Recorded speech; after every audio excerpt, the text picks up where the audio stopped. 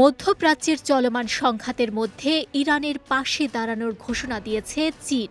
ইরানের দক্ষিণাঞ্চলের মিনাব শহরের একটি প্রাইমারি স্কুলে ক্ষেপণাস্ত্র হামলায় বহু শিশুর প্রাণহানির ঘটনায় মানবিক সহায়তা হিসেবে $2 লাখ দেওয়ার কথা জানিয়েছে দেশটি।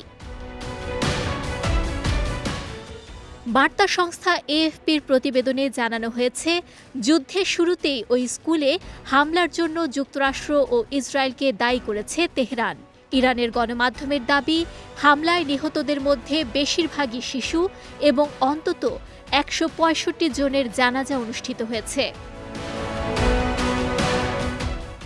বেইজিং জানিয়েছে, জরুরি মানবিক সহায়তা হিসেবে চীনের রেড ক্রস সোসাইটি ইরানের রেড ক্রিসেন্ট সোসাইটিকে এই অর্থ দিবে। নিহত শিক্ষার্থীদের পরিবারের প্রতি সমবেদনা জানিয়ে এই সহায়তা প্রদান করা হচ্ছে।